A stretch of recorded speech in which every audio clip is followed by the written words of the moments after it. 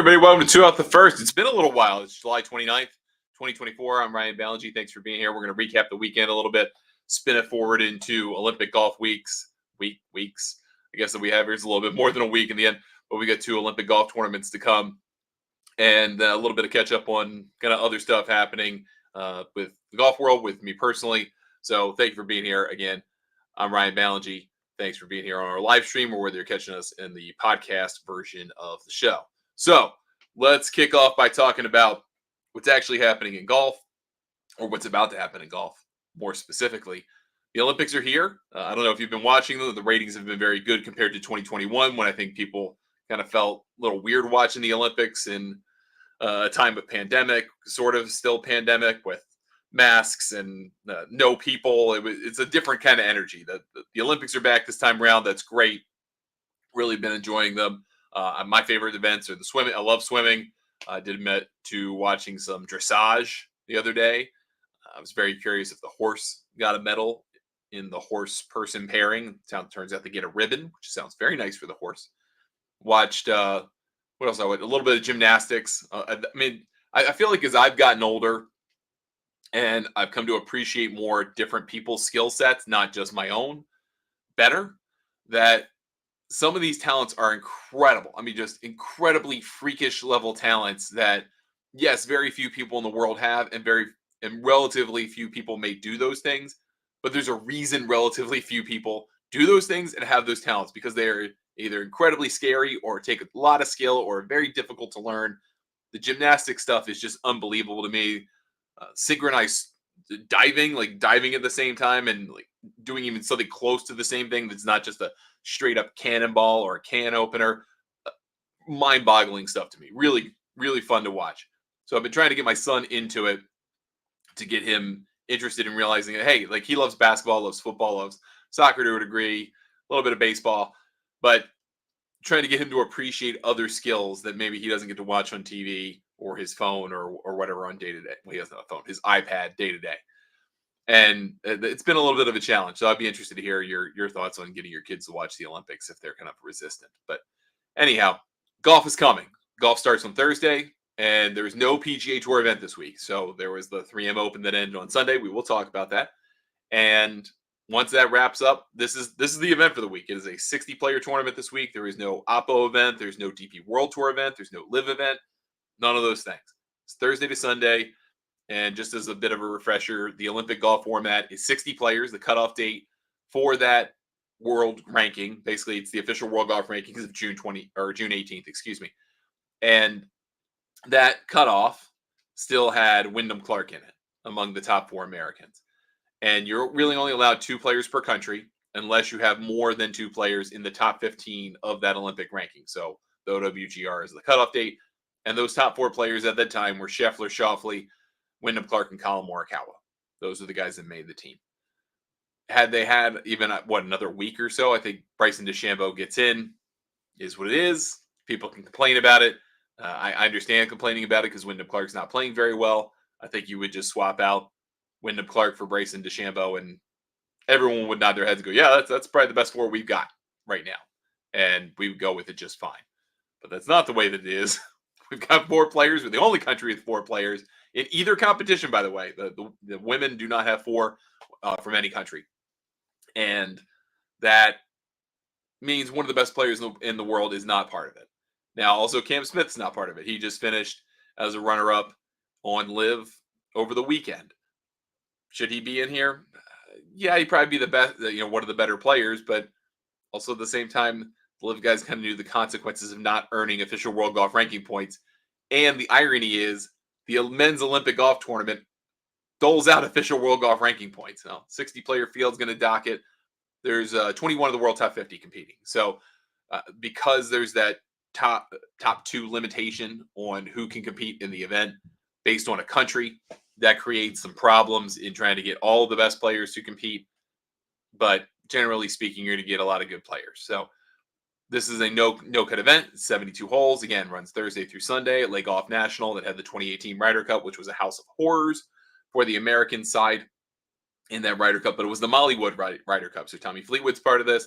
I love him as a chance to win here, or at least to medal. And there, again, no cut, 72 holes. If there are ties for first, second, or third after the 72 holes, they have separate playoffs for each medal. So if there's, I guess if you had a tie for first, second, and third, you could have two playoffs. You could have a playoff to win, and then a playoff for silver, and then the loser would get bronze. You could have a four-person tie for first, or a four-person tie for second, and then you could have a playoff for silver, and then for bronze, and then you would dole it out that way. So you have to have three medalists. There are no co-medalists. There's none of that in the Olympics. You get three. And if you remember from 2021 in Tokyo, your Olympic champion was Xander Schauffele. The runner-up was Rory Sabatini. The third place finisher was CT Pan. I think a lot of people were probably, you'd be surprised to look back at the leaderboard of that Olympic golf tournament. 2016, it was the Rio de Janeiro Olympics. The golf course was built by Gil Hanse specifically to host this event. And it was meant to be a public course after. You had Justin Rose who won, then you had Henrik Stenson and Matt Kuchar in there as the medalist. So that kind of felt more like I guess, better finishers, right, than Sabatini and Pan. No offense to those guys. But it felt more like a better battery of medalists in that initial Olympics. And that was even with a number of players saying, I don't want to play. I'm not sure I want to be a part of this. All those types of things. And I think in the time since 2016 and in the time especially since the return of golf announced the Olympics has been shared, I think a lot of golfers have come around to the idea of, hey, this is a pretty cool one-off thing. And it's a great opportunity to be able to do something historic. And besides all of that, there are way more people who are watching the Olympics every day than watch professional golf at the four majors. Probably the four majors combined does not match up to the audience of the Olympics. It just doesn't. And that's global. So this is a great opportunity for golf. I know there are people who don't like this idea of having Olympic golf. Golf's not an Olympic sport. Doesn't need to be in the Olympics. Why are all the professionals playing? This should be an amateur event. It should be a team event. It should be this. It should be that. And I feel you. I get it. It would be cool to have an amateur event. We have a USAM. We have the AM. We have European AM. We have Latin American. We have all kinds of great amateur tournaments. It would be cool to have that possible for some players to compete, that for their amateurs compete in the Olympic tournament. I don't know how you would do that because of the difference between the OWGR and the WAGR, the World Amateur Golf Ranking, but I would like to see that. I think for me, my critique of Olympic golf is that I wish, one, it was match play. I wish there were a match play component to it in some fashion, whether that's you had more players qualify, you had a qualifying event, and then you had match play. Maybe you took the 60 players and you can have that starting field. I'm cool with that.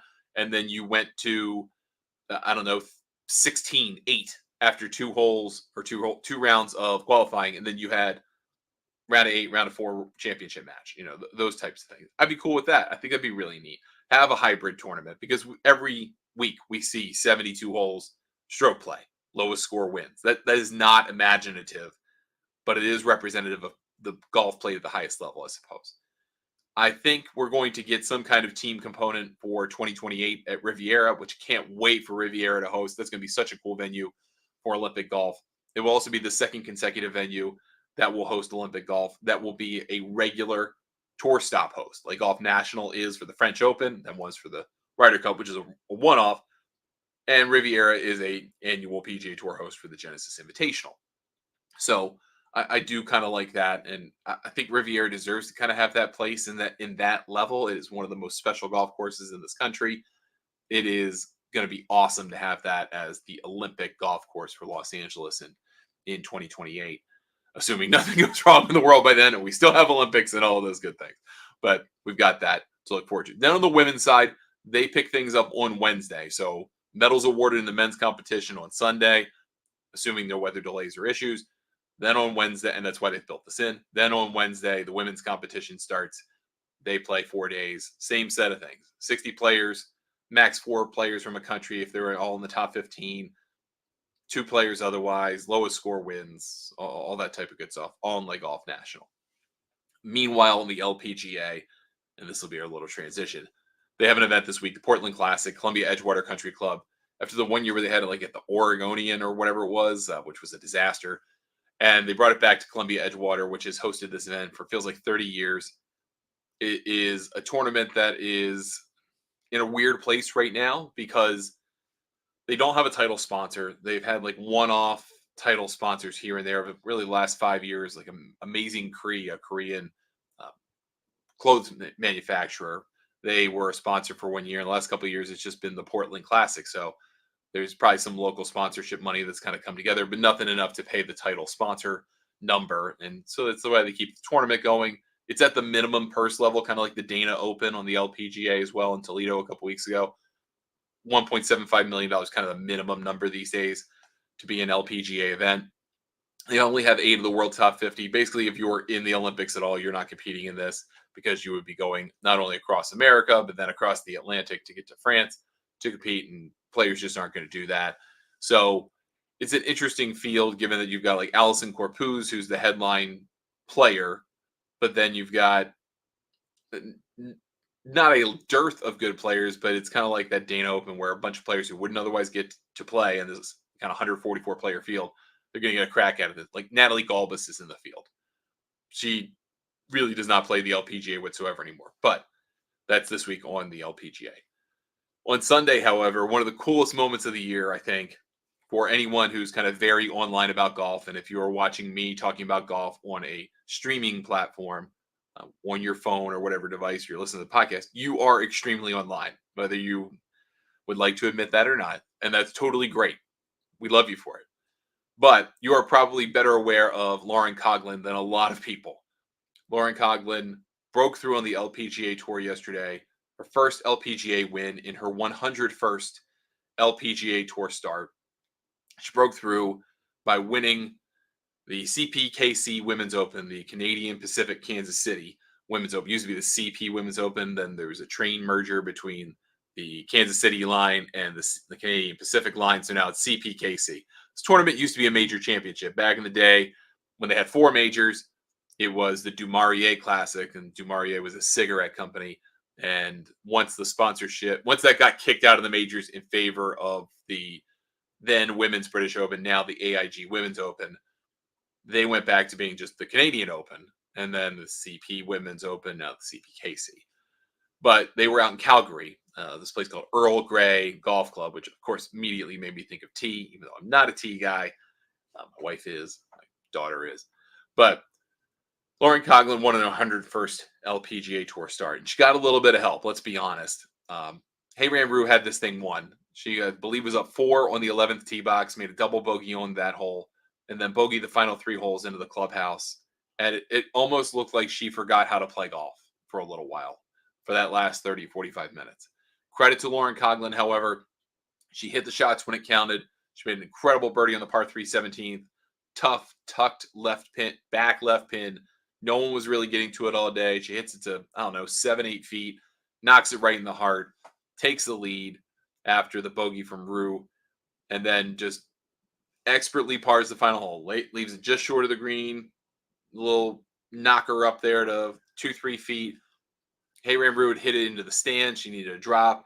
She borderline shanked a chip and then made her bogey, which made it a 3-putt from 3 feet, basically gave her the tournament. She wanted to make it that first putt. She wins by 2, and she wins over Mal Saigo instead of Hayram Rue on 13 under 275. So she is a winner. She earns $390,000 from that $2.6 million purse. Her husband, John, was there. If you don't know, I can't imagine you don't if you're listening to the show, but they have a relationship with the No Laying Up folks that goes back about 5 years when Lauren Coughlin was kind of on the fence about continuing her professional career. And they put a little bit of sponsorship money, a little bit of money behind Lauren Coughlin, and she's flourished. I mean, this is by far her best year on the LPGA. And she nearly won she had a chance. Let's say she nearly won. She had a chance to win the Chevron. She nearly won the Amundi Evian Championship. Now she wins here in what is just short of a major in terms of LPGA relevance and LPGA circles. It is basically a lock that she is going to be on the Solheim Cup team, which is incredible for her. She went to the University of Virginia, and she's a who through and through. And the Solheim Cup is in Virginia, Robert Trent Jones Golf Club in Gainesville, Virginia. And Got to play that a couple weeks ago. Really great shape. It's going to be a course just for her. It is a kind of grinders course. It is hard to score well. A lot of demanding tee shots. If it's windy, you're going to need to be a high quality ball striker, which is what she is. She's going to be on that team. She's 5th in the points right now. There's not much time left in qualifying. There's one major left, so she could get leapfrogged by an American player if they do manage to win that major. And they're not already ahead of her. There are 4 players ahead of her. They've all locked up spots on the team by points that can't be caught. Pretty sure, almost certain, Lauren Coughlin is going to be on the U.S. Solheim Cup team. And that's really cool to get to do that in the state of Virginia. And people will know that. People will know that. People who show up to Solheim Cups are educated golf fans. They know what it's going to mean to her to be able to step on that tee box on the first tee. It's going to be a really cool setting. And to hit that tee shot, it's special. That's cool. Those are the kinds of stories I love seeing in golf. Those are the stories I want to root for, time in, time out, of people who have given it their all, who have worked so hard to achieve something, and then they get it. And sometimes there's divine providence if you believe in such things. Sometimes things just go your way. Sometimes it's your day, and unfortunately it comes at other people's expense, and kind of did here. But man, that's cool. That's cool. I put a big smile on my face last night as I got switched over from the Olympics to make sure I watched Lauren Coughlin winning. So congratulations to her on the victory. Now, other main events of the week on the PGA Tour. Jhonny Vegas is now a 4-time PGA Tour winner. He won for the first time in something like 8 years. He won the 3M Open, got it done by a shot at TPC Twin Cities. I was very surprised that the final round was not the same kind of scoring fest that we saw on Saturday. Lots of low scores on Saturday. Vegas shot 63. Matt Kuchar shot 63. Maverick McNeely, who was making the final start with his caddy of 7 years, Travis McAllister. Travis is a good dude. Shout out to him. He's going to have a new bag soon, and I'm looking forward to seeing who he works with next. But the scoring on Saturday was really not there on Sunday, except for one guy, one most notable guy, Max Gracerman, who had kind of started to show signs of playing well. He shot 63 on Sunday, put himself in a position to get to 16 under and just wait, see if 8 under 63 was going to be enough to get him a title. It was not. Jhonny Vegas wound up shooting 1 under 70 in the final round to win on 17 under, 267, getting that first win since winning back-to-back at the Canadian Open, again, in the middle 2010s. So, I guess late 2010s, technically. That's a different kind of win to me than Lauren Coughlin, and I don't mean that in a pejorative sense. I mean, it's something to smile about. He is a guy who has continued to put into work. He said, I believe on Friday or Saturday, that the golf he is capable of playing, he's starting to see it again. And I think any one of us who've played golf for a while understand what that means and how exciting that is, because this game can beat you down so easily, so often it does. You're looking for silver linings. You're looking for the margins of improvement and success, even if they don't always show up and smack you right in the face like a victory does.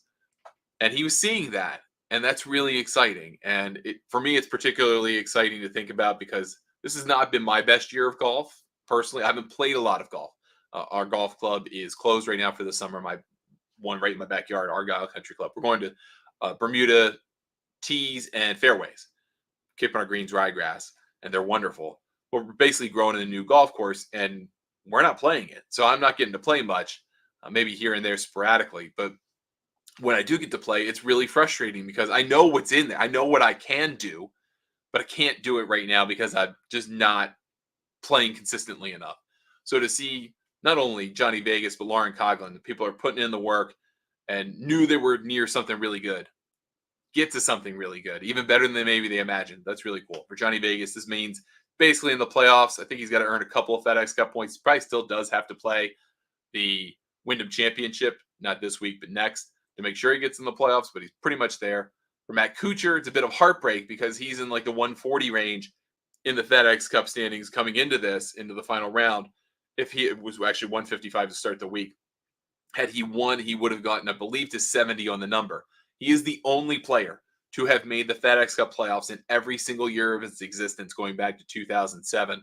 He is now 113th in the points list. There is one event left. He has to move up 40 points, 40 points in the standings, 43 to be specific. And that's a big ask. I mean, he basically, by finishing tied for third with Matt McNeely, he moved up 42 places. So he has to finish somewhere near solo third place to be able to get into the playoffs for a 18th consecutive year. That's that's crazy. I mean, that's a lot to ask of a guy in his late 40s. But it was cool to see him make that run. Congrats to him on making the run, and that gets him easily inside the top 125. So he's going to be good, but he needed those points, all 500 of them on the FedEx end. On the live side, and not as many people care about live, but hey, we talked about it anyway. Jon Rahm wound up winning. He won their event at JCB Golf and Country Club just outside of London. He wound up winning by a shot, and it was really gifted to him after he was giving the tournament to Tyrrell Hatton. On the 17th hole of the tournament, long par 3, Rahm has a 2.5 3-footer for par. He knows it's going right. He says it's going right, and he just leaves the blade wide open. It helps it go more right, misses the putt. You can tell he's angry. He's fuming. He was mad earlier in the week when some of the fans were like heckling him in the middle of his preparation for a short game shot.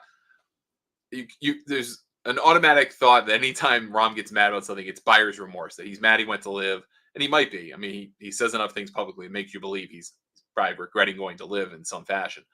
But then to get that win and then to kind of talk about, because so he makes par in the final hole, just blasts the drive down there, wedges up, makes par. Hatton bogeys the hole, which is unbelievable to me after the guy played so well throughout a lot of this year, but gave the tournament away to his teammate, and they won the team thing. And then he talked about, it's been a really rough year. It's been a tough emotional year, but to get a win is really important. Does that pop the top on what's been a very bad year in the majors for Rahm and helps him at the Olympics this week? I don't know.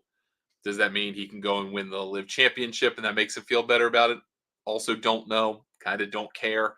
But I think a lot of folks have framed this entire year for Rahm as a lost year, and I think that's fair to say. What I don't know how much he wishes he weren't in Live or wishes he were in, thinks he's made the right decision in terms of his competitive self.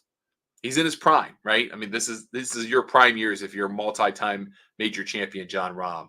And he's talked about how he wishes the schedules were different, how sometimes the format was different, just to give Live players better chances to be successful in the majors. And all underscoring all of this, the buyer's remorse idea. There's been no more news about what's happening with the PGA Tour and Saudi discussions. And I'm reluctant to speculate because so many things we don't know, right? There's a lot we don't know, way more we don't know than we do. But I'm curious about that delay because while there was reporting, it was probably very much jumping the gun reporting at the U.S. Open, there was going to be a deal announced soon between the Saudi Public Investment Fund and the PGA Tour. There's been no further movement. It's been more than a month. So either that means there were false, fake signals sent, misinterpreted signals, absolutely. But where does that leave things? Does what's happened since? I mean, no one really has talked about Live. There's not. I mean, if you look at their social engagement on Live Golf, their tweets, just in particular, the engagement is horrible. I mean, like a random anti-Faldo tweet, if you're very online, gets more likes, and that could be about like SEC baseball than what Live gets from pretty much anything that they do. And that's not meant to say, oh, well, I should get more engagement. What I mean is, it feels like there's a lack of interest. And maybe that's because their events are overseas right now. And when they come back to Greenbrier in a few weeks, it'll be different. But I don't get that sense. So does that mean with everything that's happening in Neom right now in Saudi Arabia, they're spending insane amounts of money on a city that doesn't exist and will cost them a quagmire $1 trillion at a minimum? Are they starting to rethink this whole Live thing? I don't know. I really don't know. But you start to try to piece together pins in the board and you start drawing strings, you can get some crazy conclusions. I don't want to try and draw those, but I think that there's something to consider about those things and what they might all mean stitched together. I don't know about that.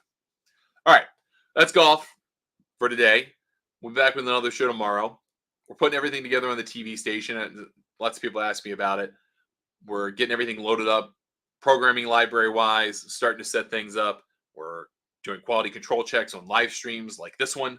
So we'll be able to know that when we're sharing this, not only with you here on X and Facebook and LinkedIn and YouTube, but that also through the TV channel, that looks good, sounds good, it works right. We can insert commercials. We will do commercials when we start doing this show.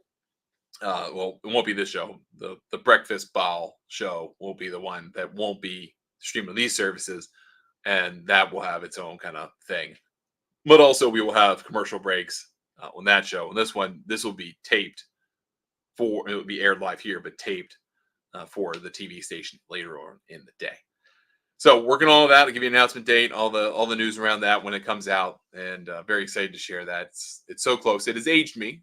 It's definitely aged me, but we're almost there. All right, back tomorrow with another show.